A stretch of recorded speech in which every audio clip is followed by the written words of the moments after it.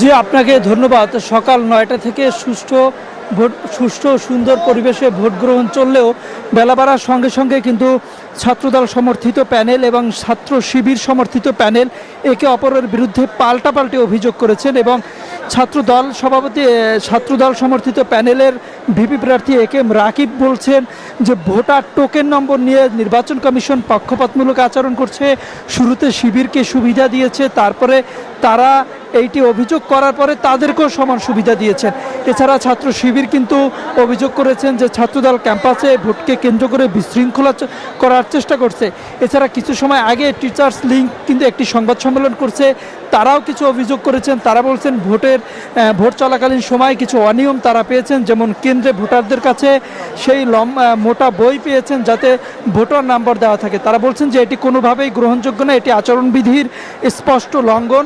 এছাড়া সার্বিক আইনশৃঙ্খলা পরিস্থিতি থেকে শুরু করে ক্যাম্পাসের শিক্ষার্থীদের মধ্যে একটি উৎসব মুখর পরিবেশ বিরাজ করছে। এছাড়া চিফ ইলেকশন কমিশনার কিন্তু বলছেন যে যদি কেউ এই সুষ্ঠু সুন্দর নির্বাচন বানচাল বা কেউ ষড়যন্ত্রমূলক কিছু করে থাকে তাদের বিরুদ্ধে কঠোর ব্যবস্থা নেওয়ার কথা তিনি আমাদেরকে জানিয়েছেন।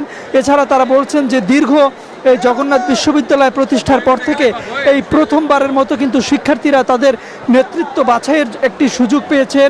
এটি শিক্ষার্থীরা সুন্দরভাবে কাজে লাগিয়ে তারা আগামী 1 বছরের জন্য 21 সদস্য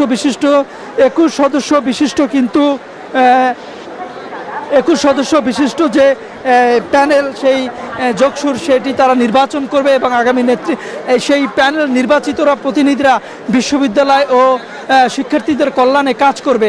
আমরা ফিরে যাচ্ছি স্টুডিওতে। অঙ্কুশ। তাহদিল, আপনাকে ধন্যবাদ।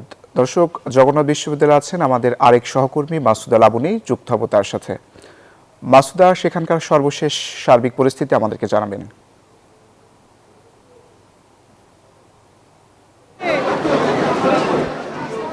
অঙ্কুর, কিছুক্ষণ আগে এখানে শিক্ষক পর্যবেক্ষক হিসেবে যারা কাজ করছেন তাদের একটি সংবাদ সম্মেলন অনুষ্ঠিত হয়েছে এবং সেখানে তারা বেশ কিছু কারচুপির তথ্য প্রমাণ উপস্থাপন করেছেন এবং তারা যেটি বলেছেন 4 থেকে 5টি কেন্দ্রে ভোট কারচুপির প্রমাণ তারা পেয়েছেন এবং সেখানে তারা যেটি বলছেন যে বইয়ের মতো একটি শীট নিয়ে শিক্ষার্থীরা অবস্থান করছেন, যেখানে প্রত্যেকের যে ভোটার নাম এবং আইডি তার পেছনে ঠিক যে প্যানেলকে ভোট দিতে হবে এরকম কিছু তথ্য প্রমাণ তারা পেয়েছেন। সেই ভোটের যে বইয়ের মতো যে শীট, সেই কয়েকটি শীট তারা নিয়ে এসেছিলেন এবং এখানে সংবাদ সম্মেলনে তারা সেটি উপস্থাপন করেছেন। এছাড়া সার্বিকভাবে অন্যান্য যে পারিপার্শ্বিক অবস্থা সেটি যদি বলি, এখনও কিন্তু উৎসব মুখর অবস্থাতেই আছে।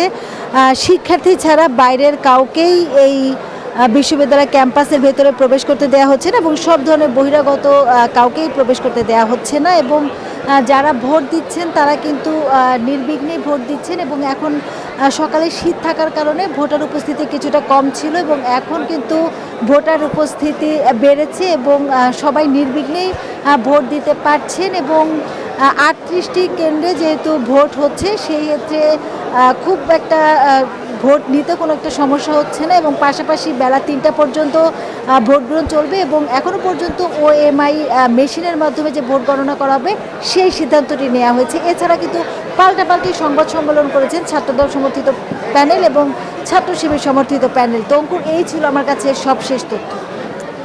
লাবণী, আপনাকে ধন্যবাদ।